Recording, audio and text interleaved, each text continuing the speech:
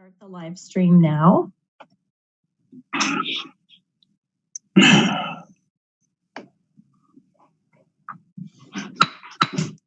will now call to order the special City Council meeting of December 21st, 2020. Due to the COVID-19 pandemic, this meeting is being held electronically, and members of the council are participating remotely pursuant to the council's electronic participation policy.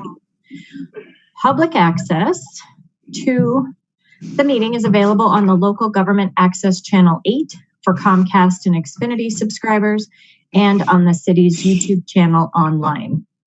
Public access is also available by telephone by utilizing the call-in numbers posted on the meeting agenda. All callers will be muted and may only comment during the times allotted for public comment as indicated on the agenda. If you are on the phone line waiting to speak to council and are also watching the meeting on YouTube or channel 8, please know there are a couple of seconds of delay with the live stream. Please turn down your computer or TV volume as we approach the sections of the agenda reserved for public invited to be heard, so you can hear the council meeting on the phone line and to prevent background noise when you are unmuted to speak. Those calling in and wishing to speak to council may text 303-450-8757 to sign up to provide public comment. Please note that you must connect to the City Council meeting by calling the separate call-in number listed on the agenda.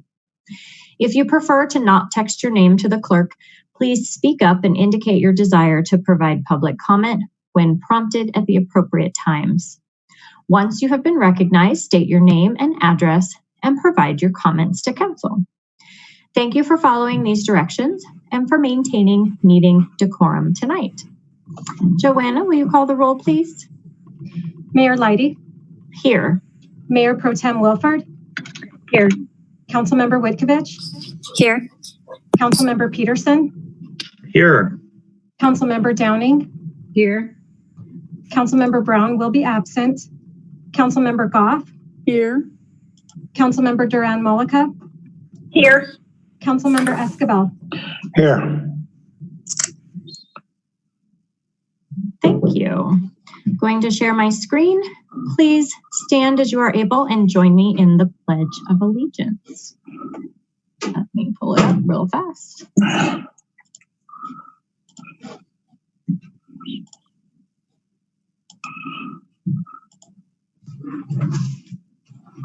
I pledge allegiance to the flag of the United States of America and to the republic for which it stands, one nation, under God, indivisible, with liberty and justice for all.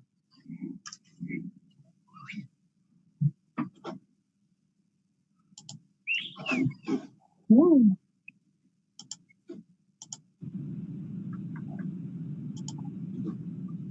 All right, thank you so much. So we are beginning with a presentation with Maker Housing Partners here. So Rupa Venkatesh, our assistant to the city manager, will introduce this item. Welcome, Rupa. Good evening, Mayor and City Council. Thanks for having me tonight.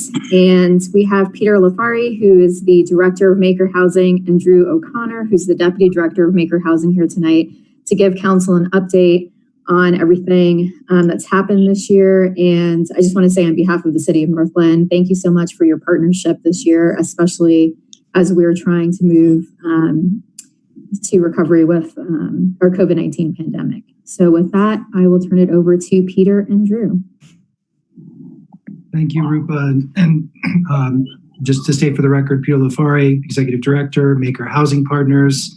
And I'm not seeing Drew. I did see Drew's name. And Drew, did you want to state your name for the record? Sure. Drew O'Connor, Deputy Director, Maker Housing Partners.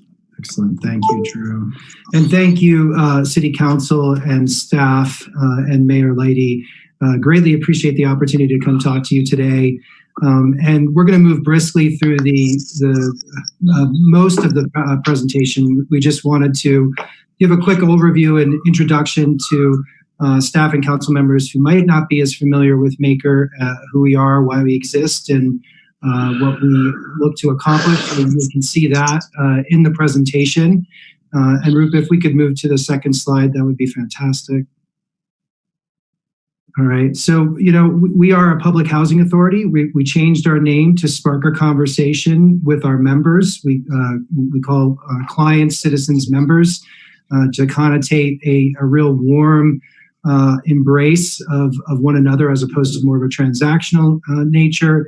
And we're really working to create cathedrals, not just beautiful buildings, but in support of individuals chasing after their own versions of the American dream, and really working to do our best to disrupt generational poverty through those types of engagement.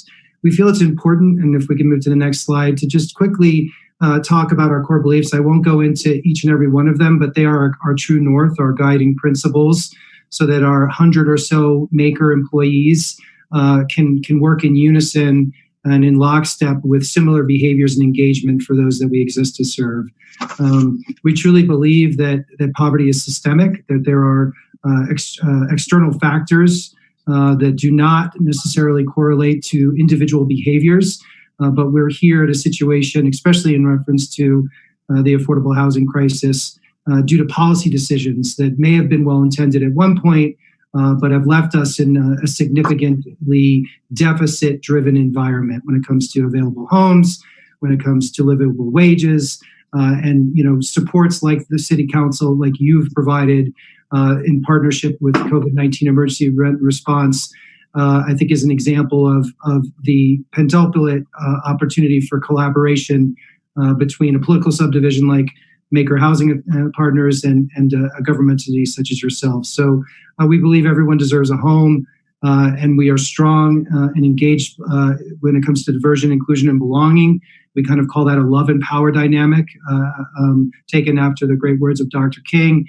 And then ultimately, we want folks to be safe and sound, not just physically, but also mentally. And so safe and sound there is last, but certainly not least, as it drives our ability is how we keep each other safe, how we maintain our communities, as well as how we treat each other from a mental health wellness perspective. Next slide, please.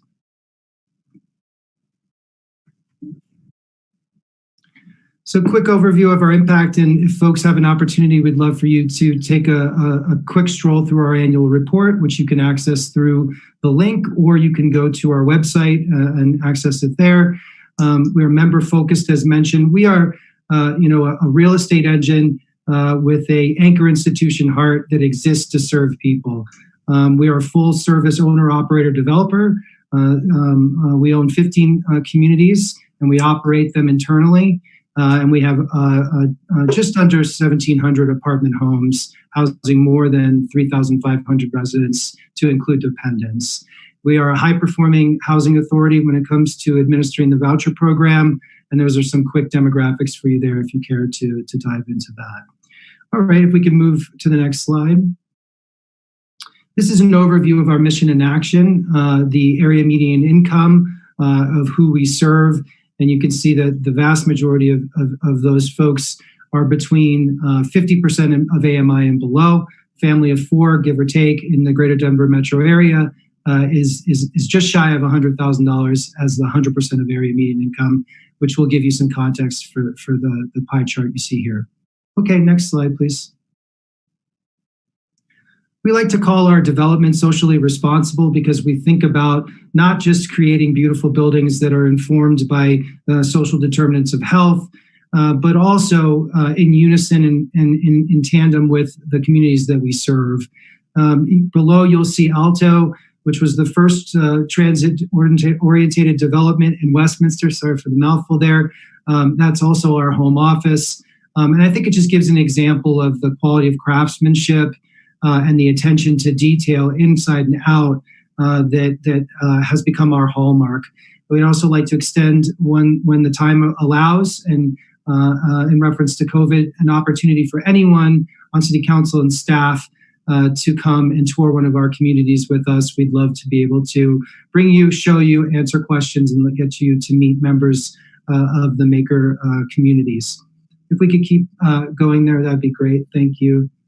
So there, as I mentioned, Alto, I'm very excited about that. 9% tax credit award for those who care about those specifics. Serving folks from 60% of area median income down to 30%, and it's 100% leased. If you could scroll again to the next slide. Crossing Pointe North, another one of our newer communities. This is at 104th in Colorado, phase 1 of an intergenerational community where we envision seniors and families being able to serve one another, not forced, but they can come together and help offset some of the needs that are associated with both demographics. So if a senior needs help picking up their groceries, maybe in response to in exchange for that, they could do some after school care, some tutoring, and we based this out of an interesting model out of the Midwest. And this community is 100% leased. And you can see the AMI breakdowns as well. And we're very excited to announce that we just received funding for the second and final phase from the Colorado Housing Finance Authority. And we will be closing on construction and beginning in 2021. And please check our website and newsletters for updates about that exciting development that we're about to break ground on. Okay, we can move to the next slide. This is another example of the power of a PPP, public-private partnership, and just I think gives me the warm and fuzzies, hopefully to you as well.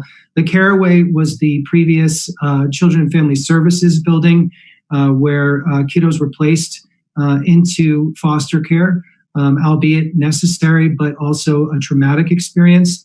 And so when the county commissioners and we engaged around a discovery process about how to best readapt and reuse this community, we brought together a broad group of stakeholders, informed us how we can kind of transform this into the concept that you've seen. This is under contract, and we're excited to open up later this year. We'd love to give folks a tour of that when schedules permit.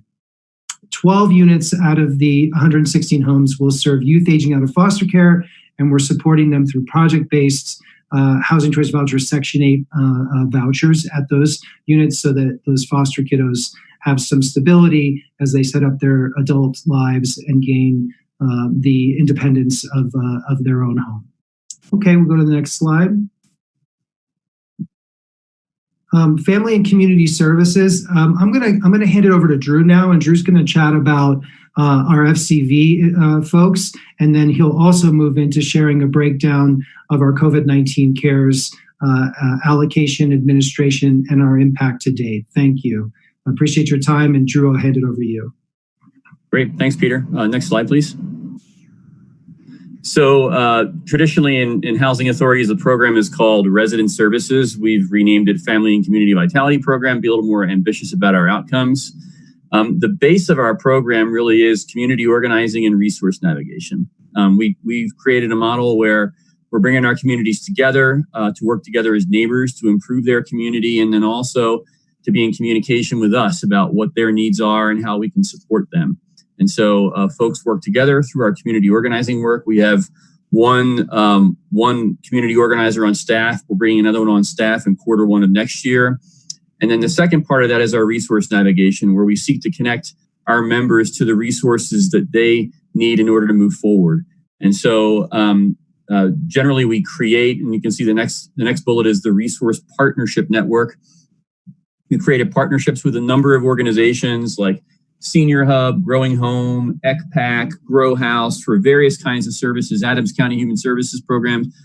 And our resource navigators help navigate people to resources in the community that will help them take their next step on their journey to move forward with their lives. And so between those two programs, they represent the core of our work. And then we have some specific programs. We're doing a lot of food insecurity work in our communities right now, particularly during the pandemic. And then we have another program that we house at Maker, which is called the HIPPY program. It's an early childhood development program. It stands for Home Instruction for Parents of Preschool Youngsters. And it's a great program that basically helps parents become the first teacher of their child from ages 0 to 3. And so we house that program with a coordinator and 3 HIPPY home visitors that work with various parents. That program is actually open to anybody in the county, but we really have been also focusing recruitment of parents from our own communities. So you can see what we're trying to do is kind of create this wraparound sense of building of community and rich resources for our members in our communities. Next slide, please. All right, so I'll get into some of the details around our COVID response emergency rent, mortgage, and utility assistance programs. Next slide. So just some background.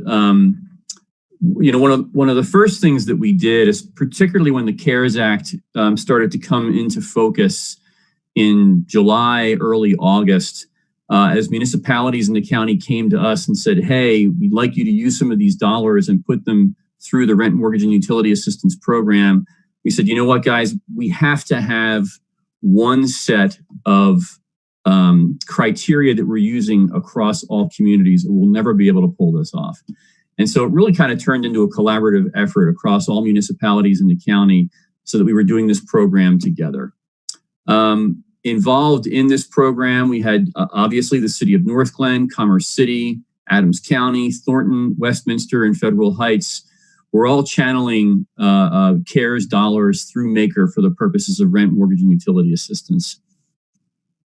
The CARES portion of this work launched in August, and that was with the first CARES installment that we got from the county for $550,000. But we actually began our pandemic response way back in April. The county, right when really things started to get pretty serious with the pandemic, at that point we were at a 1.25 FTE rent, mortgage, and utility assistance program. The county recognizing that there were going to be significant needs very quickly, pulled some money out of its own set aside funds and gave us $300,000 to ramp up our rent, mortgage, and utility assistance. So at that point, we began to reassign staff from within Maker who were engaged in other functions in our organization, had other job titles, and we reassigned them to the rent, mortgage, and utility assistance program. So it began for us back in April. We received a direct allocation from Northglenn in October. Next slide, please. So as I'd mentioned, one of the first things we tried to do with everybody engaged with the CARES Act efforts regarding rent, mortgage, and utility assistance was set up a uniform set of guidelines across all partners. That would make it more administratively feasible for us to get all these resources out into the communities and not spend our time moving between all these different programs. We needed to make sure that we had one program with one set of guidelines.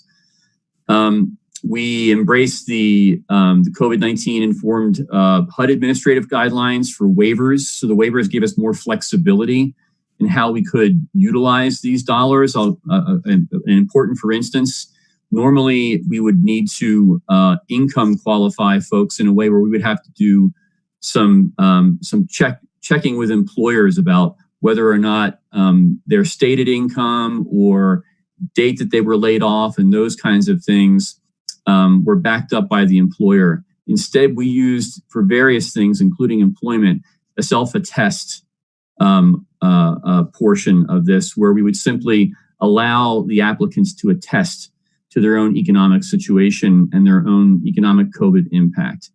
That reduced our administrative burden and allowed us to get resources out into the community faster. And then we had really kind of three primary strategies to get resources out into the community. One is kind of the traditional tenant application program. Tenants come to us and they apply. We had created an online portal so that the whole application process could happen safely and at a distance. We also had paper versions of that application that people could access that we would mail to them. We had everything in Spanish and English. But about, I would say it was about in September where we began, no, it was actually back in August, where we began, and I believe we were the first in the state to try this. We created a landlord application where landlords could apply to us in bulk for all of their delinquent tenants that met our income criteria. And so that really yielded some good results, and it also reduced our administrative burden. We could, in roughly the same amount of time that it would take to process one tenant application, we were processing a landlord application that would have maybe 10 or even 12 tenants inside of it. So we were getting a lot of money out into the community faster that way. And then another program innovation that we had developed is the Rapid Settlement Program with Colorado Legal Services. We knew that despite these two programs we had already developed, that there were some folks that were definitely getting through the cracks and they were ending up in eviction proceedings. Even though at some of these points we were within an eviction moratorium. Our partnership with Colorado Legal Services allowed us to have a direct application process with the CLS team. And so CLS would use our application process to negotiate between a tenant and a landlord at the Zoom courtroom steps to avoid an eviction. And we processed a large number of applications with CLS and kept a lot of folks housed that way. Next slide, please. So my dad always told me, don't bury the lead. I may have already done this, but our overall Northglenn impact, we've served overall in Northglenn, and this is not just the CARES dollars, but since April of 2020, 98 households, 314 people for over $450,000 in Northglenn. So that's a number of folks that have stayed housed through the program. Our average household allocation was for $4,708 in Northglenn. Now, this data is based on just the CARES Act dollars alone, but it gives you roughly a sense of how much we were putting out in every household. Next slide, please. This is a breakout of all of the different programs that fed into that $451,000. We've been working in partnership with Energy Outreach Colorado to provide utility assistance for community members for quite some time, and they upped their allocation to us during this time period. So there was over $12,000 in utility assistance. Over almost $32,000 via TANF went for rental assistance. The initial ADCO fund that I mentioned that we got back in April for $300,000, about $35,000 of that went to Northglenn members for rental assistance. The ADCO CARES funds, so if you think about the time prior that we received the Northglenn CARES Act allocation, we were already supporting Northglenn community members with the ADCO CARES allocation. And then after we sent money back to Northglenn because of the time restrictions, we had to get money back to you all by mid-November. We were able to work with the ADCO funds deeper into December, and we covered more folks from Northglenn during that time period. So over $110,000 worth of rental assistance through the ADCO CARES fund, and then through the Northglenn CARES fund, the allocation coming directly from you all, $260,000 for the total of $451,000. Next slide. And then just kind of breaking out by strategy, as I said, the three primary programs we worked through, the tenant program, the landlord program, and rapid settlement. 67 households were supported through the tenant strategy for over $309,000. 23 tenants with three landlords were supported through the landlord strategy for $73,000. And then the rapid settlement program helped 8 households for $68,000. Next slide, please. And then just a bit of a breakdown on the demographics. To the left is the race breakdown. And as you all are aware, in the way that HUD requires us to collect data on race, white and Caucasian can be inclusive of Latino and Hispanic. So 46% were white or Caucasian, about 9% Black or African American, about 2% Asian, 2% American Indian, 18% not available, and 13% chose not to respond. When we asked the ethnicity question as to whether or not folks identified as Hispanic or non-Hispanic, 42% identified as Hispanic, 39% is not Hispanic, and then 19% chose not to respond. Next slide, please. Just a sense of the overall impact in Adams. And this number actually needs to be updated because our team was working on applications all the way until last Friday, and we're still cutting checks this week as it stands right now. But we're now up over $3.7 million in impact in the community since April of 2020. So that's 2,831 months of assistance in over 807 households. I imagine that number of 807 is probably over 900 households at this point, since we were still cutting checks the end of last week and beginning of this week. Next slide. So this is our projection, and this number may now be slightly reduced based on the check run that we've just done. But as of, I believe it was last Thursday, this was accurate data. We still had 92 applications in the queue from Northglenn, and our projection is that's roughly about $487,000 worth of ask. And so there's still significant need. We've got really still, I believe it's still in the neighborhood of $5 million overall of ask in our queue right now. Next slide. And so just our next steps as we're looking forward. Currently, we're seeking a source of funds for 2021 in the way that CARES Act supported us for the past several months. There's been some big news today. So there's significant hope, about $25 million in the omnibus package that is hopefully getting passed. And so a good chunk for rental assistance coming forward. We're looking at for our application portal to reopen on February 1st. The reason why we're not reopening right now is that we have to go back and close all the files on all the CARES Act activity that we just went through over the past several months. So we've got a lot of cleanup work to do in that regard before we can open back up. The other piece of this too is that whatever program comes down the pike via the next spending package, we are likely going to have to revamp our application materials because they're going to have different criteria. Like for instance, you all and all the other municipalities allowed for 120% of AMI. What we're seeing that's coming out today is that we're going to be looking at 80 AMI and below. And that's just one small example. So we're going to have to change our criteria and all of our application materials and our web portal as well. We're seeking to maintain our current staff level for Q1 and Q2 for 2021. One of the challenges that we've got right now is that, as I mentioned earlier on, we reassigned a number of staff, but we also brought in 6 temporary staff to augment our team so that we could handle all the load. Well, we're running out of the admin funds that help us support this temporary staff.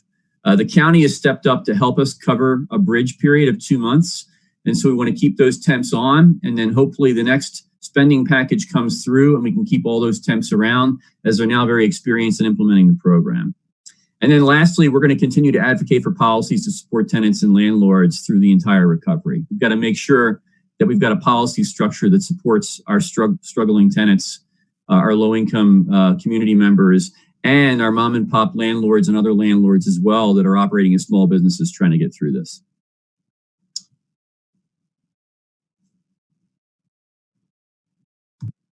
Great, thank you. Thank you for that, Drew. And we just want to thank everyone again for your investments, your belief and support. And we're eager to answer any questions that you may have for us. Do we have any questions from council tonight?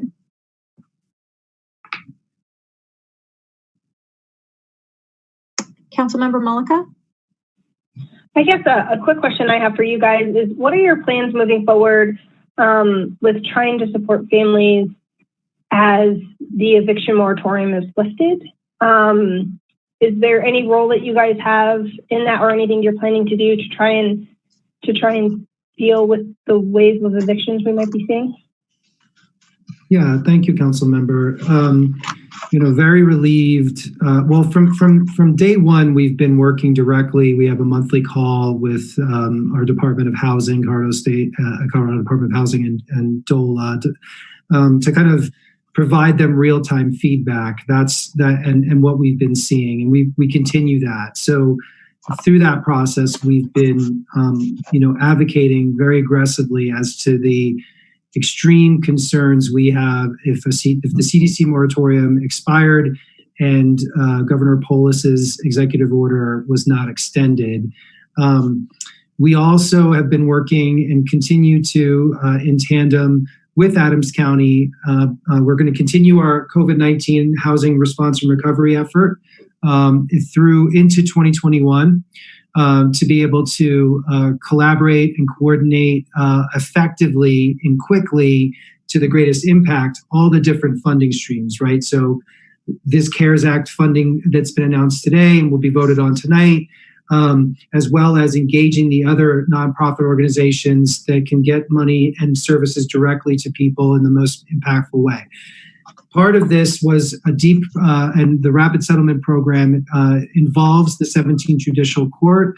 They've been extremely engaged, and we anticipate continuing to advocate and allocate money to pay for legal defense. Right now, very few, only 2 out of every 10 tenants facing eviction in Colorado will have legal representation. So it's difficult for them to maximize the best potential resolutions. So we believe strongly in continuing to support legal defense, having an open conversation. We also have the largest landlord attorney firm, Cheddar Hamrick Sulzer, at the table with this working group to be able to triage problems in real time. Thirdly, I would say that we anticipate significant rental assistance now that we know the $25 billion is being allocated. We have the supply chain, for lack of a better term, between staff, our relationship with the county, and our relationship with municipality leaders, elected officials, and staff. And we really believe that we've been, and the proof's in the pudding, that we've been able to have the greatest impact in the quickest period of time compared to other programs that we've seen either in the state or in adjacent states. So we plan to continue to meet the need based off staffing, collaborate very aggressively as we have, and then advocate with Governor Polis to ensure that the cliff effect isn't allowed to happen, while also being very cognizant of the severe impacts on our small landlords. We believe rental assistance truly is mutually beneficial, and that we have an ongoing landlord survey that we're looking forward to receiving the results back on, that hopefully has expanded our engagement and relationship with landlords across Adams County, so that we can continuously ask them where their pain points are, and then work to, kind of come to resolutions that keep folks housed. Some of those innovations may be, council member, that we have to work. Well, what I'll stop here and say is, one of the things we're very excited about from the bill language today is that this funding will be able to pay up to 15 months, and that would include arrears and paying forward. The previous CARES Act funding would not allow us to pay forward, which created great instability and uncertainty, and we were trying to backfill that with foundation dollars. So I think it's going to be an accumulation. And then also we're going to work towards trying to get more sunlight onto the housing continuum dynamics of Node and Adams County in Colorado, because right now there's only an annual report when it comes to eviction data and dynamics, and it really doesn't give us the tools to make informed decisions in a timely fashion. And we're hoping to address some of that during the next legislative session. So it's going to be an accumulation. And then hopefully what we will see is that the economy will kick back in. Trust alongside the vaccinations will allow for us to have a summer where folks are going out and supporting Main Street at the pre-COVID-19 levels, which is really going to have to happen, because while this $25 billion is greatly needed, it really is not meeting the full need as we've seen. So we're going to have a couple of more things bounce our way, and really just commit continuously to this collaboration as we've experienced in 2020. Great, thank you so much. Thank you, Mayor Councilman. Pro Tem Wolford. Thank you, Madam Mayor. And also thank you, Peter, as well as Drew, for joining us this evening. Your presentation was fantastic, and I had an entire list of questions that you managed to answer. So well done. The one thing I am a little curious about is what was the average wait time for an applicant seeking rental assistance? Sure. Drew, I'm going to give that to you. I don't want to misquote it. I believe it was upwards of 6 to 7 weeks, but Drew can give you the best answer. Yeah, it was moving pretty slowly for a while. particularly in the first phase of the work as we kind of worked the kinks out of our system. But by the time we got to, I would say it was about right around when you all actually kind of joined the team in October with your CARES Act contribution, we were moving through applications at a much quicker rate. But I'd say overall, over the course of the entire period, it was probably, when you average it out, about a 4-week wait. At one point and it was the summer months where we just got completely hammered. We were for the first couple of months, we were getting about 200, 250 applications a month. In July, it hit just under 400, or just under 300. Then it was, August was 400, September was 450, and it just kind of kept climbing after that. And at a certain point, we had about 1,600 live applications in the queue that our team couldn't keep up with, which is why we made the decision on October 2nd to actually close the queue. Because we knew we were oversubscribed at that point. We couldn't meet the demand that was in the queue. The team was moving as fast as they could, but we had so many, there was so much need in the community. And one thing I'll just say related to that, it's why this moratorium and the extension of a moratorium beyond 1 month, which is what's being proposed right now at the federal level, is so important, because we can't possibly, even if we were to get an immediate infusion of a lot of money, we can't keep up with that demand fast enough. And there are going to be people that are evicted as a result of it.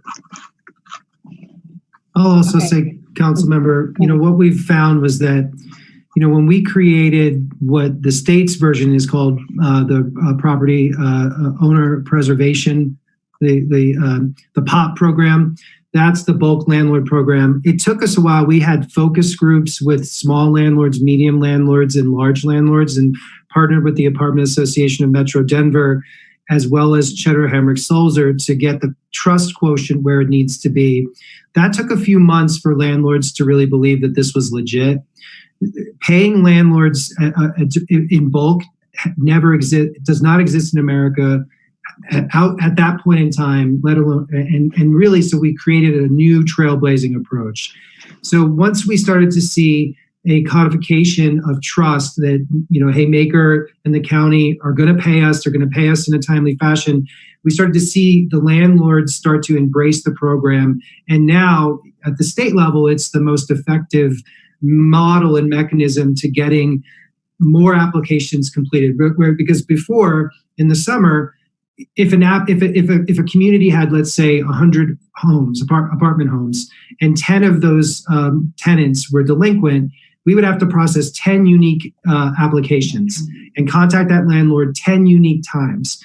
With these innovations and really where we've been to now, if the landlord's willing, we get one application and we get 10 tenants and the landlord solvent and addressed. And so what we're seeing is an increase, and that's why we're very interested to see how many constraints or restrictions this new funding will identify and require of us. If self-certification was also, self-attesting was a HUD program element that was approved in the summer, and it does look like it's in the bill document, it's in the bill language today. If that happens, then we should be able to continue to maintain those efficiency increases that we really found in the fourth quarter. We actually expended the $1.4 million November 10th allocation that the county gave us right this last week. And so we went from processing $80,000 to $100,000 a week, and now Drew and the team are running upwards of 200 to 300 a week, at $300K a week. If we can keep that pace, then it just comes down to how much we can support of incremental staff to meet that need based off of the amount allocated. Thanks for that explanation. That was really helpful. And I especially appreciate how creative you all have been in trying to anticipate some opportunities to serve the most folks. I have two more questions and then I'll wrap up here. As far as the applications, it sounded like there were a number that were left in the queue and were able to be funded before you had to cut things off. When you open up the second round of rental assistance and support in February, will those folks who applied who weren't able to be served be prioritized, or how does that work? Yeah, It's a great. Go ahead, Drew. Yeah, I'm going to jump in there. Yeah, it's a great question. We're working through that right now, and that's a part of what January is going to be spent doing too, is sort of figuring that part out. But we've got 3 working buckets right now of those applications. One is that they're complete applications that we just didn't have money for, and so they'll be first in line when we have resources for them. The second bucket will be incomplete applications that we were still trying to work with, right? So we were working with, or at least we were trying to be in communication with those community members and hadn't heard back from them about their applications.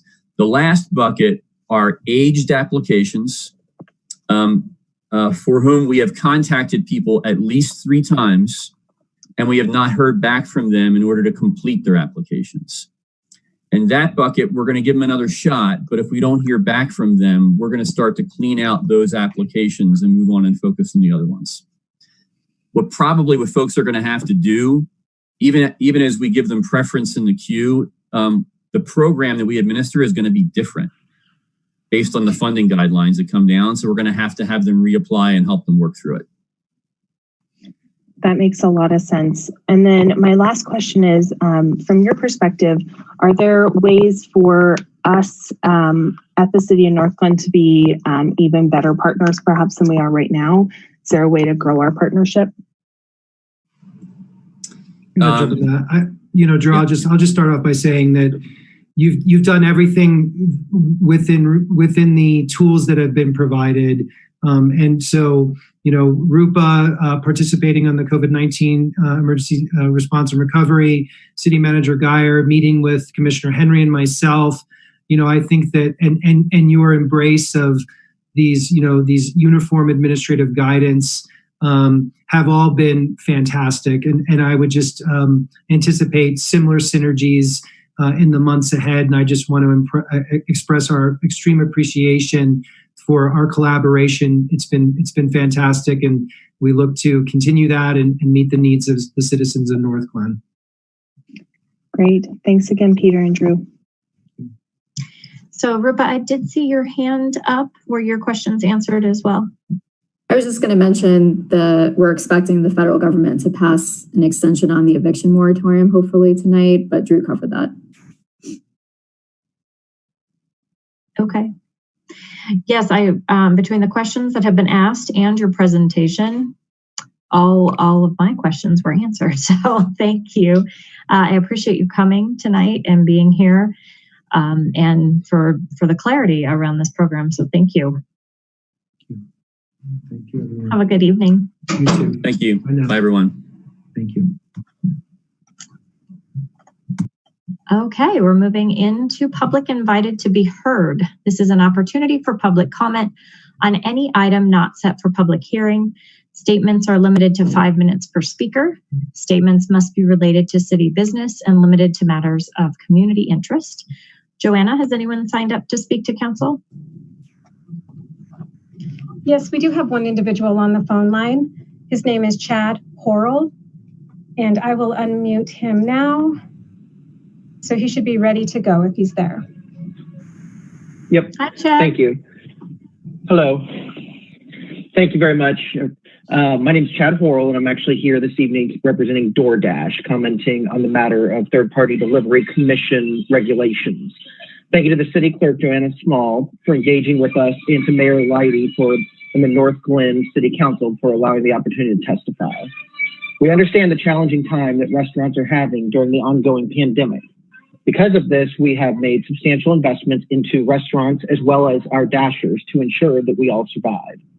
At the beginning of the pandemic, DoorDash committed $120 million to restaurants through our Main Street Strong initiative, which included commission relief, deep discounts on our storefront platform, which allows restaurants the ability to access a digital footprint free of charge, and grant money to many localities to support restaurants transition to non-dining operations during the pandemic. And recently, the state of Colorado received $500,000 in grant funding from DoorDash to help support restaurants directly. Restaurants on the DoorDash platform, we're proud to say, were 6 times more likely to stay in business during the pandemic. While some have lost their jobs during the pandemic, DoorDash has provided a flexible, meaningful earning opportunity for these workers on our platform. Across all our operations, since the first stay-at-home orders went into effect in mid-March through September, 1.9 million new Dashers joined the platform. Dashers earn on average $22 per active hour and overall earn more than $3.5 billion during the first 6.5 months of the pandemic, with approximately 60% or $2.1 billion of that total being earned by Dashers who live in zip codes with above average Black and or Latinx representation. Let me just state, we oppose price controls like the one proposed. We believe there are much better ways to support local restaurants to get through the pandemic. However, if regulations are going to move forward, we would propose alterations that could limit the potential negative impacts this type of policy could propel. It is important for the council to understand what goes into a commission. The majority of the commission pays for the delivery of the food. This is the most expensive portion of the service provided. Other costs include credit card fees, customer service, background checks, and insurance for our Dashers. To cover these costs, we would propose increasing the cap to 20% for delivery and allowing for 10% for all carryout orders. We would encourage you to allow our restaurant partners to be able to opt into customer subscription services if they so wish. We would also propose striking the commission disclosure language in section 20-3-3-F5. Commissions are a contractual agreement made between our restaurant partners and DoorDash. The language as written is no different than a requirement for a restaurant to disclose to customers on their menu the cost of beef, chicken, or other supplies. And finally, many localities are pushing these measures to help protect local small restaurants, which we fully agree with.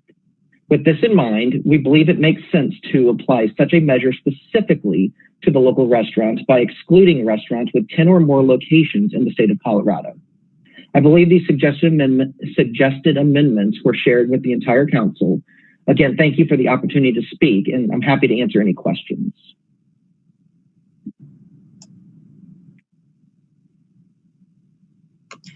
Thank you for being here. Thank you. I don't see any questions from council. Oh, Mayor Pro Tem Wilford. Thanks. I wasn't sure if we were allowed to ask questions, so I really appreciate the opportunity. Is that okay? Yeah, I think so. Go ahead. Okay. I think it's Chad that's on the phone right now. Chad, Yep. am I missing your name? Okay. Can you help me understand? So I'm hearing your description of the fees, but if I were to go on DoorDash right now, I'm hoping you could help me understand each of these different fees. So I see one that's a Denver fee that is charged even though Northglenn is not in Denver. So maybe you could explain that one. And then I see the fees and estimated tax. So if you could explain that one, and then also the delivery fee, because those definitely add up. And so I want to fully understand what we're talking about here. Yeah, so I think most of the much of what is paid, I mean, there's a difference between what is paid directly by the customer, but also what is paid by the restaurant. I mean, those are two totally separate fee commission structures, between the two. I mean, I think, they also depend on what kind of a contract, the restaurant has with DoorDash. And those vary across the board because you have some restaurants, I mentioned the storefront project or the storefront platform a bit ago. That is a platform that is actually free of charge for all new restaurants to the platform right now and through March 31st. That is our most basic service that we provide restaurants. It's intended for it's intended to provide them a digital footprint. It also, does not require them to use DoorDash for the delivery. They can actually have it set up where everything is actually routed through the restaurant, and DoorDash actually doesn't make a dime on some of those transactions. So that's probably the most basic level. Now, what you would wind up seeing with that is, I guess, if somebody were to choose to do delivery on that, I'm not sure exactly what the delivery fee would be specifically, and that would probably depend on a number of factors. But the customer would still be charged a fee. The restaurant would be charged a fee for the delivery in such an instance. And that's probably going to be the case across the board. The Denver fee specifically, and actually, let me get back to that. So the point being, I mean, many of the fees are impacted by whatever the contract is that we have with the restaurant. Has a lot to do with the location, where the driver is located, how far they have to travel to the restaurant, to the customer. So, I mean, point being, I mean, there's just a lot that goes into a lot of that stuff. So that's all on the customer side. What you're referring to as the Denver legislative fee is, DoorDash, many of our competitors too, and I do not mean to speak for them, but obviously, when the pandemic first hit, restaurants were some of the businesses that were hit the hardest. We ate a lot of the cost that came from, I guess not really cost, but we ate much of the burden. It's not really burden either, but we were basically eating the commission fees, there in the beginning when this all first hit. I mean, we waived 50% of our fees in a lot of places. There were a lot of localities that passed commission regulations. We were eating all of those fees, early on. It got to a point, fast forward, where that was not possible to do any longer. And we had to start figuring out ways to recoup the cost.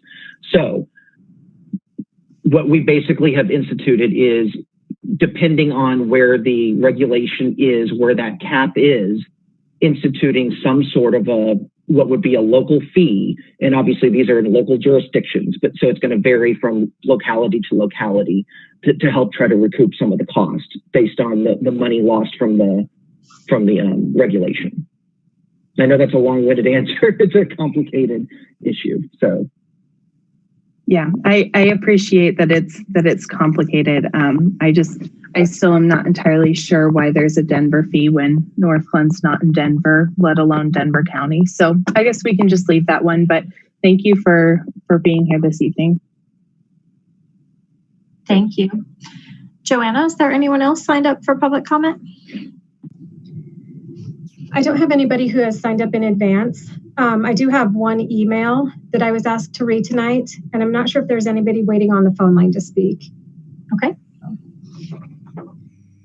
If you want, I'll go ahead and read the email now. Alrighty. So good evening, Honorable Mayor Meredith Leidy and City Council members. Be Good would like to take this opportunity to thank you for your efforts and consideration regarding medical and retail cannabis delivery in the city. We would like to take this time to provide you with our feedback regarding interjurisdictional delivery. We hope that you will find our feedback valuable when making your final decision regarding delivery. In the last discussion on December 7th, the city seemed to be leaning towards not allowing out of jurisdiction deliveries, and we respectfully ask for reconsideration on this topic. Cannabis delivery is now being discussed in several jurisdictions in our state, and many are in strong support of interjurisdictional delivery. Cities such as Aurora and Denver have already published draft ordinances that would allow for reciprocity regarding interjurisdictional delivery. While we are aware that there are a few operators that do not wish to have additional competition, if Northglenn decides to allow delivery in the city will financially benefit from interjurisdictional delivery through permit fees and sales taxes remitted for every delivery in the city. The city and the community would benefit from consumer choice being allowed in cannabis home delivery. Finally, because this policy would require reciprocity, outside jurisdictions must opt in to allow interjurisdictional delivery to deliver into Northglenn. Excuse me. We would recommend for the council to require a delivery permit for outside licensed medical and retail cannabis stores or third-party transporters that seek to deliver in Northglenn. This would solve the enforcement issue and allow for collection of permit fees. Northglenn should follow Longmont's lead, who unanimously approved an ordinance to allow the use of third-party transporters as well as deliveries from other jurisdictions. Thank you for your efforts in this matter. If council has additional information regarding this matter, feel free to reach out. Respectfully, Sarah Woodson, Be Good Community Relations. Okay, thank you. Is there anyone on the phone who would like to speak to council at this time?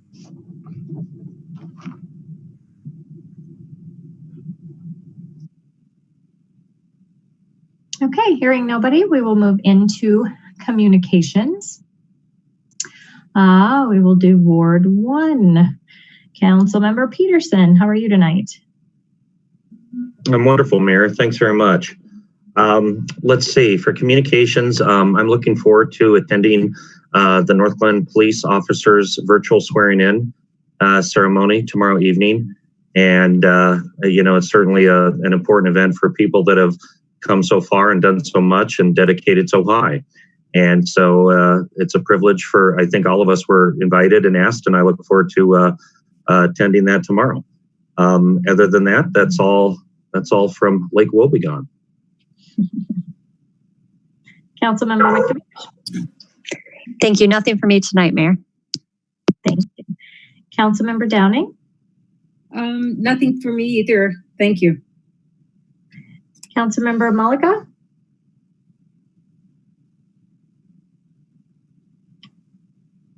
Nothing for me tonight either. Councilmember Goff. Well, I'll be the odd one out. The Diversity and Inclusivity and Social Equity Board, which we're now calling the DICE Board, amongst ourselves anyway. We did meet again last week, and we did agree on some bylaws, and that will mean that we will, next time we meet officially as a group, have a vote on a chair, a vice chair, and a secretary. And we are also planning an event for Martin Luther King Day next year. So there will be more coming out for that in the future. And that's all that I have. Awesome. Thank you. Councilmember Escobar. Thank you, Mayor. Wow. First of all, I want to say happy holidays, Merry Christmas, whatever you individually recognize as this season coming before us. And I wanted to thank the staff of Northglenn for their dedication, their hard work. I can't even imagine. I have a hard time just getting a grip on what's going on today and running a city and picking up trash and fixing traffic lights and cleaning up snow, and I mean, you name it. There's some really wonderful, dedicated, hardworking staff. I particularly wanted to recognize Kent Kisselman for his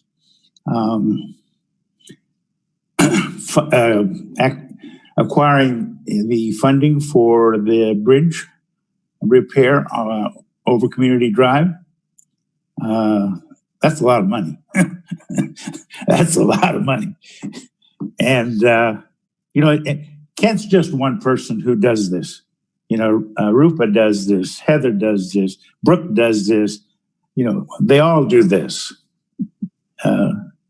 Amanda Peterson does this. I mean, they devote their, I realize it's their job, and it's just like our job. We devote going into the midnight hour to try to hammer out some kind of solution. I just want to say thank you. Thank you, staff. Thank you, Heather, for your leadership, and happy holidays. Thanks. Mayor Pro Tem Wilford. Thank you, Madam Mayor. I have 2 items to share this evening. One was last week I participated in providing the, what are they called? The prizes for the winners of the Reindeer Receipt Rewards. 3 out of 4 of the folks that won the prizes live in Ward 4, which was really neat. And I believe the 4th one perhaps lives in Brighton, but it ended up being a really neat program. It was really nice to have a moment just to chat with some residents in person. That's something we haven't really gotten to do this year. I really missed our ward meetings and seeing our residents in person. So that was very special. Huge shout out to Debbie and the economic development team for coming up with that program. It was so creative and such a great way to encourage our residents to shop locally. And thanks also to the comms team for coordinating all of the photos. And then secondly, speaking of ward meetings, Councilmember Escobar and I have already planned out our ward meetings through September of next year. So we're going to try something new. We're going to go starting in January every other month through September. And then in September, reevaluate and see if we'll be able to start doing in-person events, even if they are small at that time. So our first ward meeting will be held on Thursday, January 14th. It will be virtual. There's a call-in option as well as a video option if folks are so inclined from 6 to 7 p.m.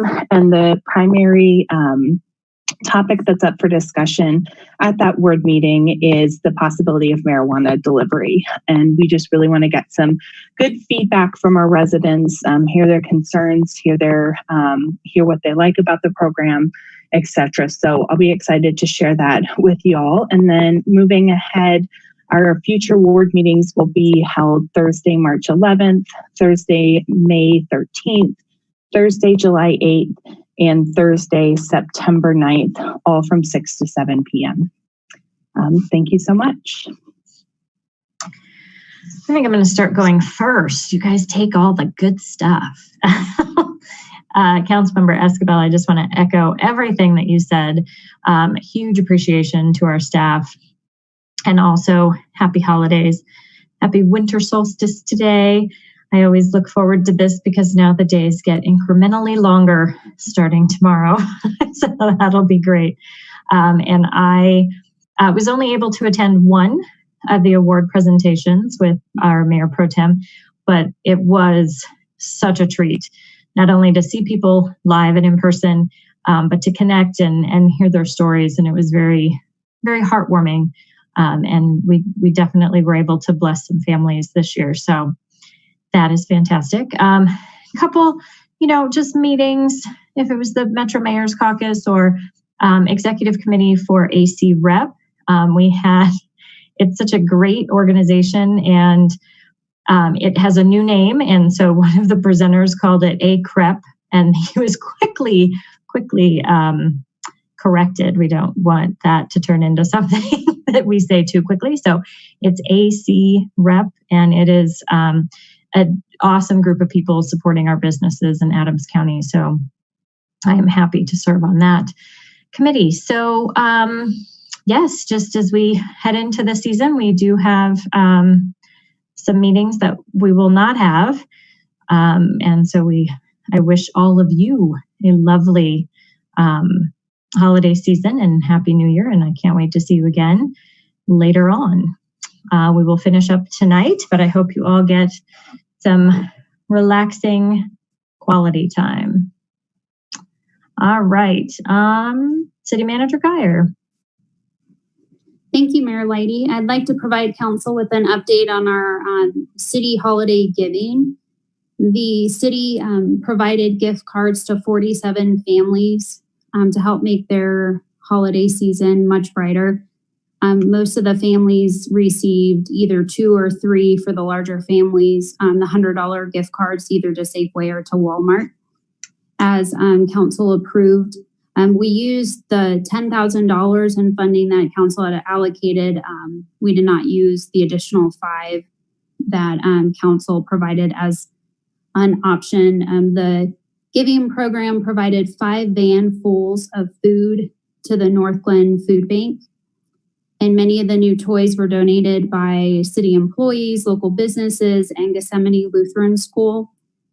And additionally, there were toys were shared with many of the families through the Christmas Crusade program in partnership with the police department.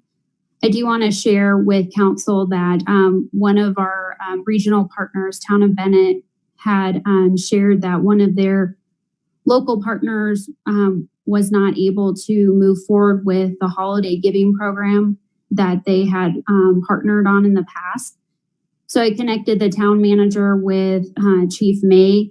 They came over last Thursday and filled a trailer full of toys. So this past weekend, proud to say that we were able to help make some children's holiday much brighter in the town of Bennett through the partnership, and because we had received so much support through the local giving program here. So thank you to Chief May and his police department. I went out and participated in Christmas Crusade, a drive-through event, like so many of our events have been this past year during COVID, and just the smiles on the kids' faces and the parents. I mean, that speaks volumes to the difference that the city and so many of you and our residents have made this holiday season. So thank you for your continued support and commitment to making sure that our residents are cared for this holiday season. And with that, I just express my best for a safe and wonderful holiday. I sent council an email. I will see you all January 4th. Rupa will be in charge. She'll be acting city manager during the holiday season, and I wish you all the best. Thanks. Joanna, do you have any updates tonight? Not necessarily an update, but I do want to, I guess, give a shout out to the public. I know that during the COVID-19 pandemic, public invited to be heard has been a little different, and it does involve a little bit more back and forth with staff and figuring out how to get connected to the meetings. And I think for the time being, we've just been trying to figure out how to get through the remainder of the year. So I appreciate everybody's patience with that. I would like to ask the public to hang in there, hang with us, because I don't see it changing anytime soon. But just know that when in doubt, if you want to participate in the city council meetings, our city website is a wonderful resource. And if you cannot find the information there, just give us a call, send me an email, and we'll make sure that you get the information that you need. So I just want to thank the public for their participation in the unusual virtual time. And then, of course, wish everybody a happy holiday season and definitely looking forward to the new year. So thank you. Thank you. Corey, how about you? Good evening, Madam Mayor, members of council. Nothing this evening other than wishing you all and yours a very happy holiday season. Thank you. Okay, moving into the consent agenda. Do I have a motion? Move for approval.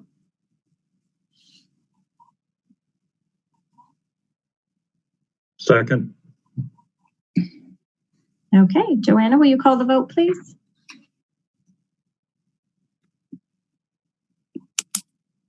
Mayor Leidy? Yes. Mayor Pro Tem Wilford? Yes. Councilmember Witkovich? Yes. Councilmember Peterson? Yes. Councilmember Downing? Yes. Councilmember Goff? Yes. Councilmember Duran Mollica? Yes. Councilmember Escobar? Yes. Okay, I will close that vote and the consent agenda passes unanimously. Okay, moving into public hearings, CB 1961. Joanna, will you read the title, please?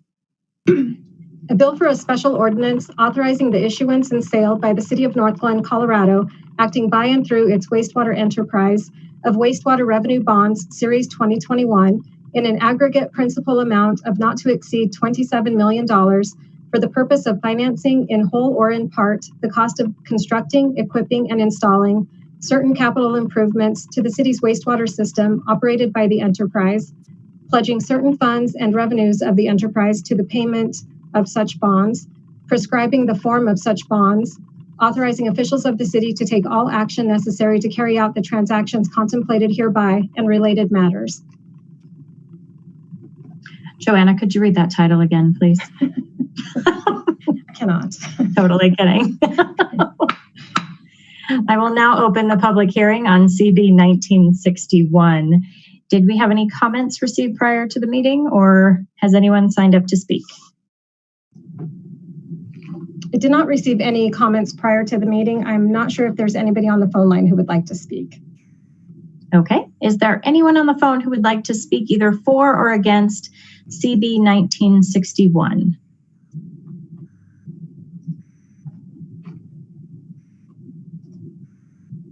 Hearing none, I will close the public hearing. All right. The next public hearing is CB 1962. Joanna, will you read the title, please?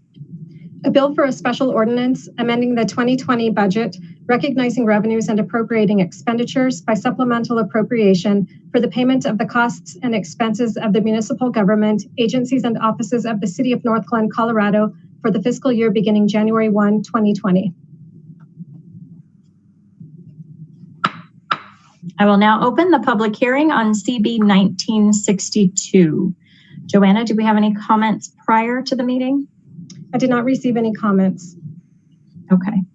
Is there anyone on the phone who would like to speak either for or against CB 1962?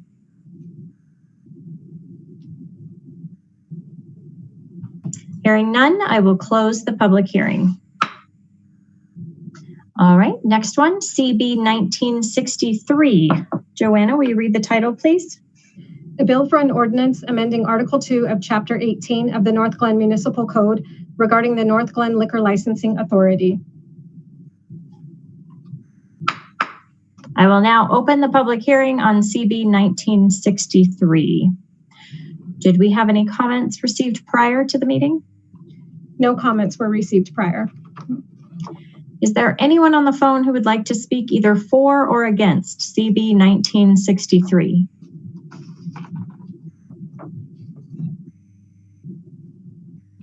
Hearing none, I will close the public hearing. Okay, moving into ordinances on second reading, CB 1961. We heard the title previously. Is there a motion to approve CB 1961 on second reading? Move for approval. Second. Jason Loveland, our Director of Finance, is here to provide a summary. Hi, Jason. Good evening, Mayor and Council. The title was very thorough, so I'll keep this. That's true. I'll consolidate the meat of this. So the authorization is directing staff to execute the necessary transactions to issue wastewater revenue bonds.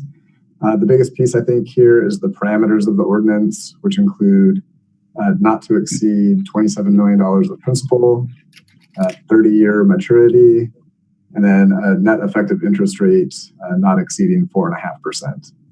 So again, as far as the timeline, later in the meeting, we'll be hearing Public Works speak to the guaranteed maximum price for the work that's going to be financed through these bonds.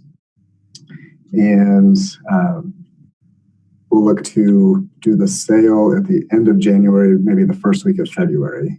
And then this past week on Friday, the 18th, staff had their bond rating presentation with S&P, and we should hear back what the rating is on these wastewater revenue bonds either January 5th or January 6th, and staff will provide council an update on what that rating is. And that is all I have. I can answer any questions if you have any. Questions or comments for Jason tonight? Okay. Joanna, will you call the vote, please? Mayor Leidy? Yes. Mayor Pro Tem Wilford? Yes. Councilmember Witkovich? Yes. Councilmember Peterson? Yes. Councilmember Downing? Yes. Councilmember Goff? Yes.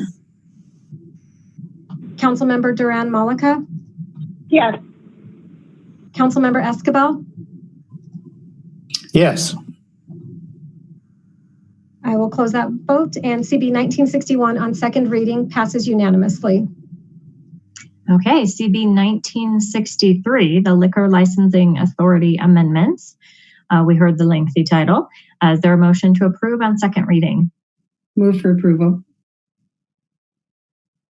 Second. Okay, our city clerk, Joanna Small, is here to provide a summary. Good evening, Mayor and City Council. Staff is presenting CB 1963 on second reading. The ordinance would amend certain sections of the municipal code based on state law that was passed at the legislative session earlier this year.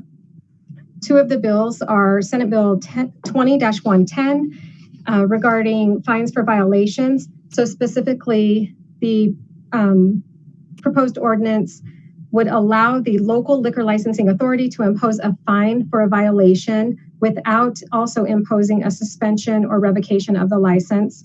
And then it also increases the amount of fines to a new range between $500 and $100,000. And then the proposed ordinance also addresses Senate Bill 20-213. That bill created a takeout and delivery permitting process, which only takes effect when the governor's emergency declaration is not in effect. So the proposed ordinance would create a local delivery and takeout permitting process that would allow liquor licensees such as restaurants to continue making deliveries, providing takeout and delivery services that include alcohol.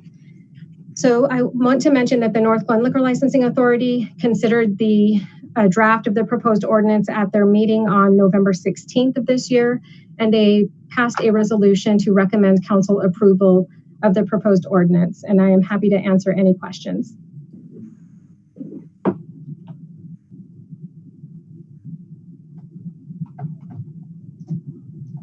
Okay, I don't see any questions. So Joanna, call the vote, please. Mayor Leidy? Yes. Mayor Pro Tem Wilford? Yes. Councilmember Whitkovich? Yes. Councilmember Peterson? Yes. Councilmember Downing? Yes. Councilmember Goff? Yes. Councilmember Duran Malika? Yes.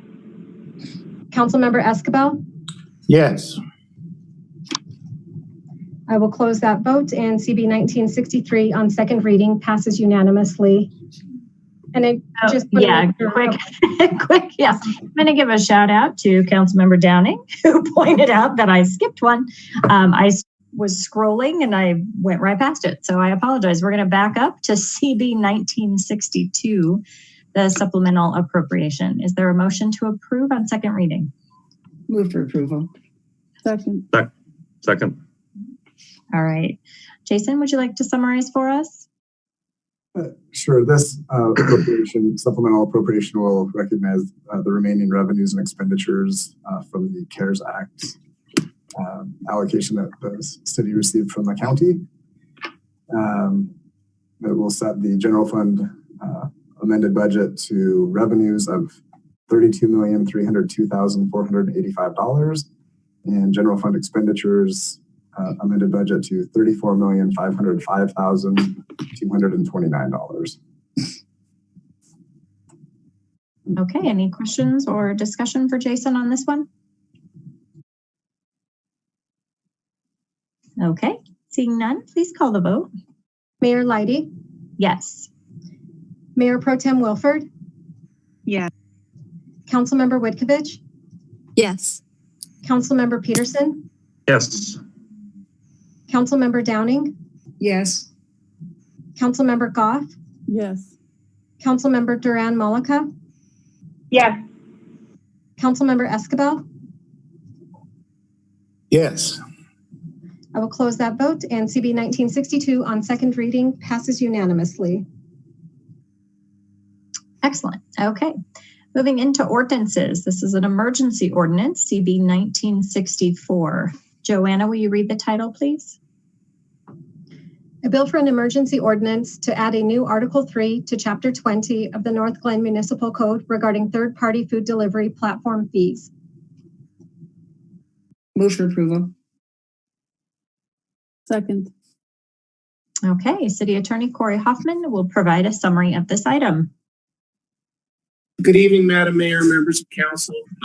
This ordinance is presented as an emergency ordinance under your charter because of the unique circumstances related to this issue. We've been asked both by our North Metro area governmental partners, many of whom have adopted similar fees, and frankly, this is a fee cap ordinance that has been considered by other communities outside the North Metro area.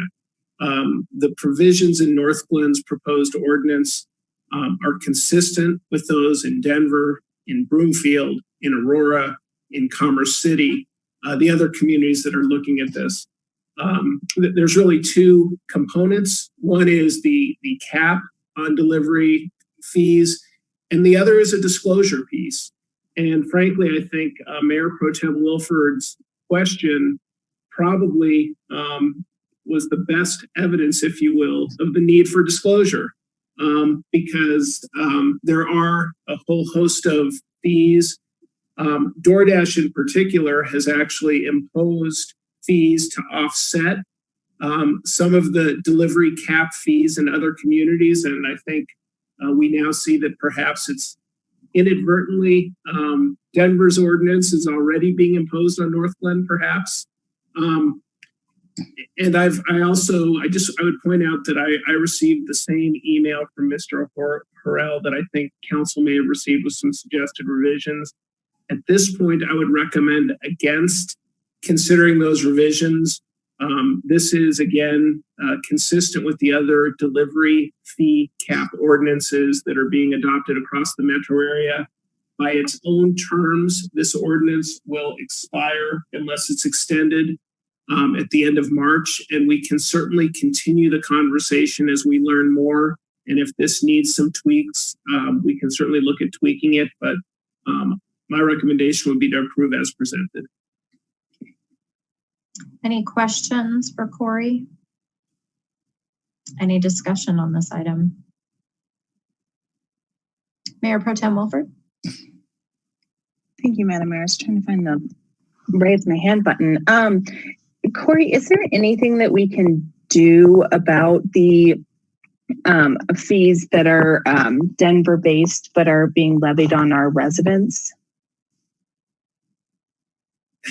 I don't know that there is truly a way. Again, DoorDash also has what's known as a Broomfield fee. And I don't know why we didn't get the Broomfield fee, but we got the Denver fee. But frankly, I think this is going to end up being something metro area wide as additional communities do this. And so the sort of individualized fee will become less relevant when more communities adopt similar ordinances. Okay, thank you. Councilmember Goff? Thank you, Mayor. Yeah, I just, because we've had a discussion previously, and the comments that came in today are kind of last minute. I mean, this is an emergency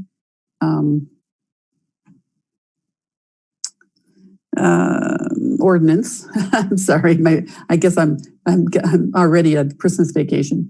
This is an emergency ordinance, and it will expire in March. I think that this is a worthwhile experiment to find out what's going to happen, and it's consistent with many of our neighbors.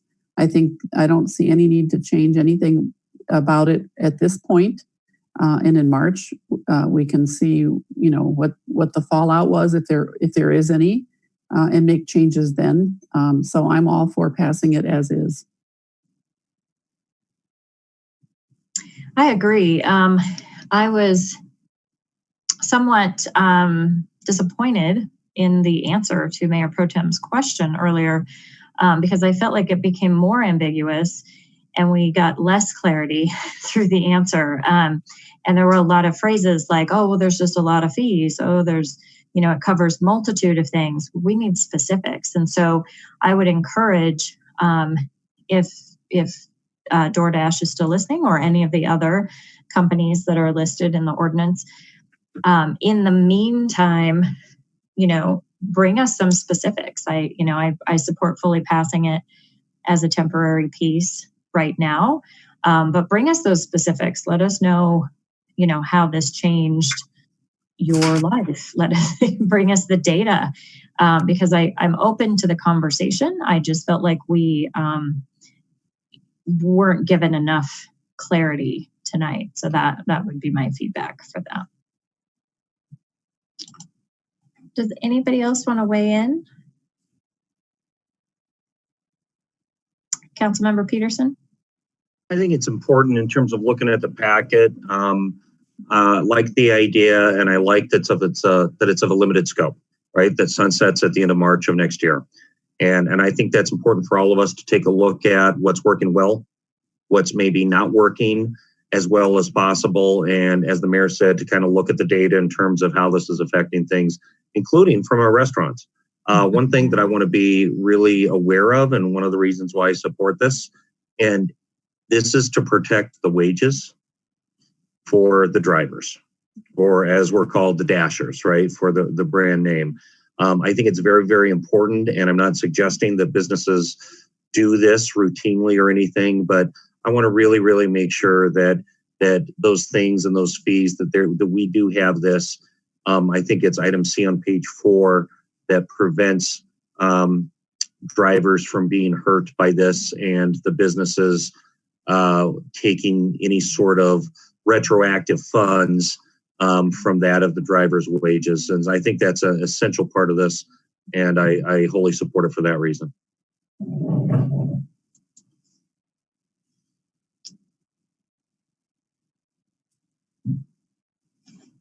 Okay, I see no other comments. I do agree with Councilmember Peterson. So Debbie, if that's something that you'd be willing to reach out to our restaurants and ask them to give us that input, I think we would appreciate that as well.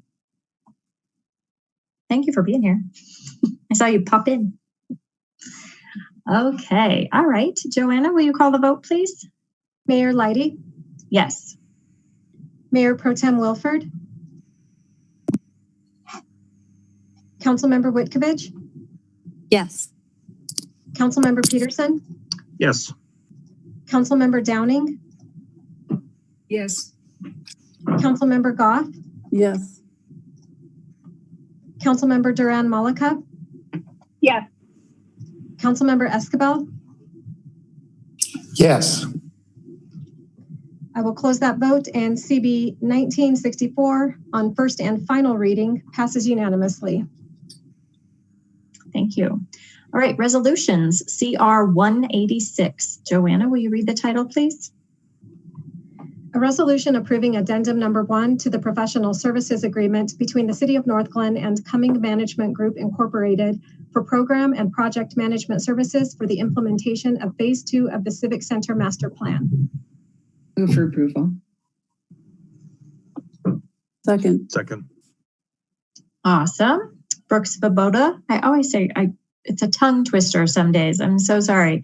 Director of Planning and Development will provide a summary of this item. Well, don't feel bad. There's like 7 different ways to actually say it. So I get it sometimes. I think I overthink it. There's a lot of letters. It is. Well, thank you, Mayor and Council, and happy holidays. I'm here to present tonight CR 186, which is the first addendum to Cumming Management Partnership Group. And this is Project 1. This is the group of folks that are currently working on the rec center for us as owner rep, and also helping us with all the day-to-day in and outs of what's going on with the rec center. Jack Christensen from Cumming is here tonight. I'm gonna stumble on that because I'm so used to just instantly saying Project 1. So if I trip up on that, excuse me. It's just a habit of having to reprogram my brain when I think of Jack and their team. So the reason why we're here tonight presenting this item is that as part of our negotiations with Continuum Group, it has quickly become apparent that one of the integral pieces to moving forward with anything on the property now, with the adaptive reuse of the existing rec center, is that City Hall needs to be addressed. And it needs to be addressed in a manner where we know the size, we know where it's going to go, and we know what we want to build in terms of a building mass. And so the first step in that is to bring on Jack and his team to help us put together that process, the proposals for soliciting an architect and everything else. If we want to be timely and a good partner with Continuum or any future developer, that if we do not go with Continuum on the project. So this is a proactive step on our part. We had anticipated bringing this at some point to council in 2021, but it's become apparent that we need to do it sooner than later. The contract amount is for $330,000. It's a 30-month time frame that we would be working under, and it's important to note that in the original contract that we did for the rec center, it was almost a $890,000 contract, which has subsequently been reduced to $788,000 for cost-saving purposes. I would also, just before I wrap up and open it up to questions, I want to give a big shout out to Nate and especially Eric, Nate Hasis and Eric Enzi. Eric did yeoman's work on trying to put this together so that we keep in lockstep with the current negotiations and effort that we're putting forward with the Continuum partnership. And with that, I'll open up to any questions. Questions or comments for Brooke?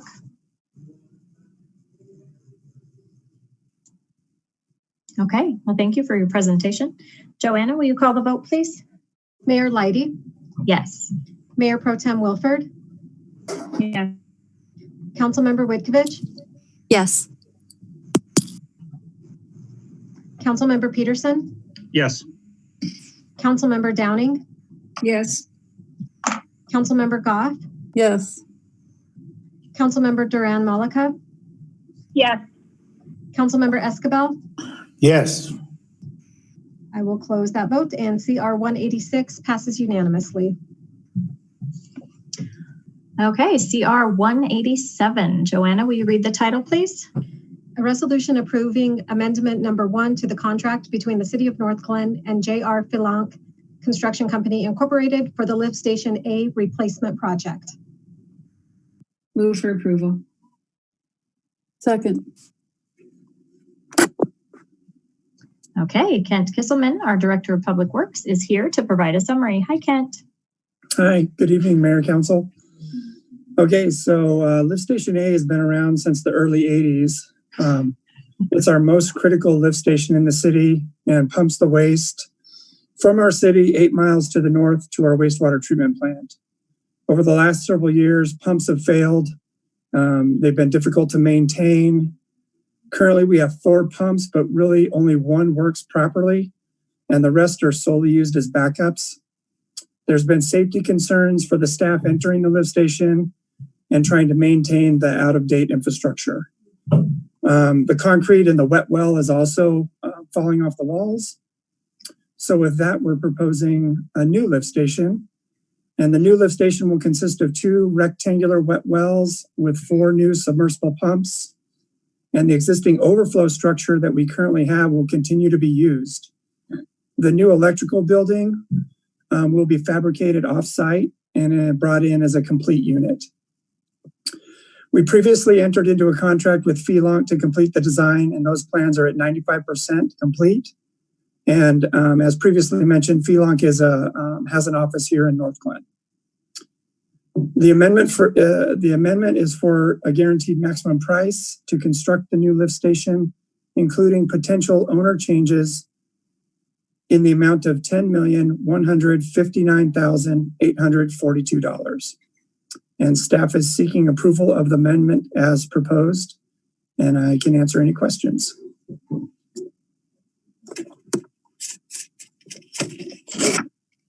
Any questions or comments for Kent?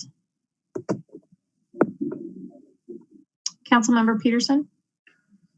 Yeah, just a comment. This is something that has been going on for some time, and I know the expenditure on paper seems extremely high, and I think the expenditure, obviously, of not moving forward and making these changes for safety, for health, and for our infrastructure and wastewater is far too much. So thanks again. It's been a long process. I've learned and read a lot about this, and You bring it to us as always very, very clear cut and simple, and yet this is an extraordinary lift. And so thank you for bringing this, to us tonight. Thank you. I agree completely. Thank you, Kent. That was a very thorough presentation tonight as well. Joanna, will you call the vote, please? Mayor Lighty? Yes. Mayor Pro Tem Wilford? Yes. Councilmember Whitkovich? Yes. Councilmember Peterson? Yes. Councilmember Downing? Yes. Councilmember Goff? Yes. Councilmember Duran Malika? Yes. Councilmember Escabel? Yes. I will close that vote, and CR 187 passes unanimously. Okay, our third resolution tonight, CR 188. Joanna, will you read the title, please? A resolution approving amendment number 1 to the contract between the City of Northglenn and BT Construction Incorporated for the Force Main A replacement project. Move for approval. Second. And can you tell us about this item? I sure can. So the second part of this is the force main. And the force main is the actual pipe that carries the waste from lift station A to the wastewater treatment plant. Currently, this pipe is called pre-stressed concrete cylinder pipe, or better known as PCCP. And it's very difficult to find replacement parts for this. Over the last several years, we've had two major failures, and which has caused our system to shut down completely. And we've had to use the bypass to Metro Denver, which we know is very costly. In addition, the current alignment of the line follows the rail system. And in some cases, it's within the right of way of the rail line. And if we did have another failure, could present additional obstacles and costs for us. The new force main will consist of 10,000 linear feet of 24-inch PVC pipe. And the new alignment will come all the way up Irma, go east on 120th, and then down north again on Race Street to the city boundary. There's some other connectivity down there once we get north of Race into the new Bunker Hill processing crossing the M&O property, but that's pretty much it. Up Irma, down 120th, and then up Race. So very clear path for us to maintain that infrastructure in the future if necessary. And we previously entered into the contract with BT Construction to complete the design, and the plans are 95% complete as well. BT Construction is well renowned in the north area. They have an office located in Henderson, and they've done work for us in the past as well. So this amendment is for the guaranteed maximum price to construct the new force main, including potential owner changes in the amount of $14,246,761. And staff is seeking approval of the amendment as proposed. And I'll answer any questions. Councilmember Peterson? Yeah, thanks very much, Mayor. Kent, did I miss this early on? Are we using the same type of pipe material that were used before? We are not, because the Okay. pre-stressed concrete cylinder pipe is, if you can imagine, it's concrete pressed, and then it has like a very thin, like thinner than a dime layer of metal, and then it has concrete on the inner liner of that. So the last 2 times we've broken, or a section is broken, we've replaced it with steel, just solid steel sections. And then those steel sections have to be welded in by the only welder in the state of Colorado, who comes down and spends hours. I think the one that broke over there off of Leroy Drive, he spent like 16 hours welding the 2 sections together to make these connections. And so very, very difficult to maintain this system in its current state. Okay, so in terms of the new material with the concrete,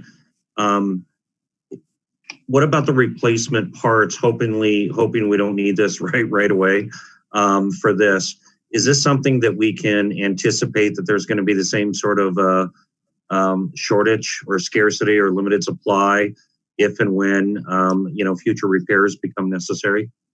Yeah, 24-inch PVC is when you drive by a normal development now and you see either a water line or sewer line, that's exactly what we're getting. So we can go, you can even get it at Home Depot, PVC at Home Depot, not this size, but readily available, easy to come together, easy to do cutout parts if necessary. So, the only downtime would be, because we only have one line, would be filling up the wet well, which we're currently using. And then the additional time with the new lift station will give us extra capacity and time to hopefully make a repair before we do have to go to Metro and pay that extra fee or tie-in fee. Great, thank you very much. Much quicker. Great, thank you.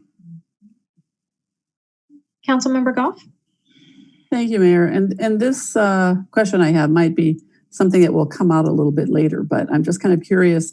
In this project and the one that was mentioned just previously, are either one of these going to involve like shutting down streets or having to dig up streets? And seeing you nod your head. Yes. We're working with the contractor.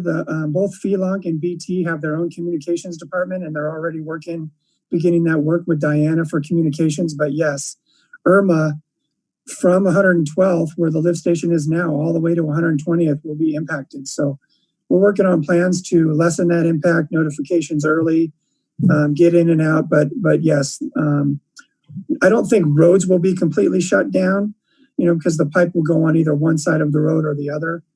But there will be impacts, and we'll try to minimize and get those messages out as early as and often. But it will be a major construction project. All right, yeah, I see at least this last one, it was going to be about a 12-month project. So I was just curious about that. Thank you.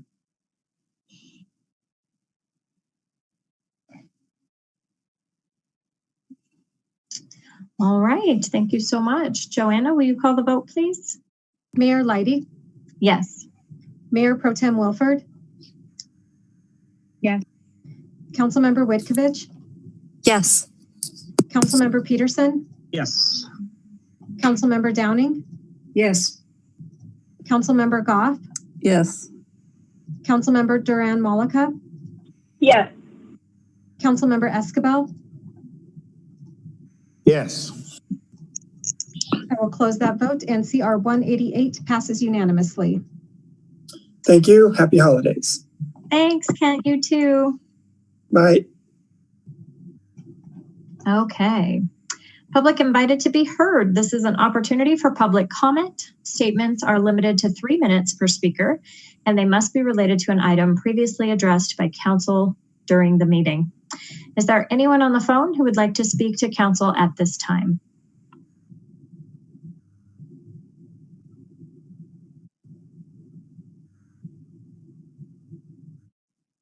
All right, hearing none, we will move along. There is no further business, so we are adjourned. Good night. Hey guys. Good night. Happy holidays.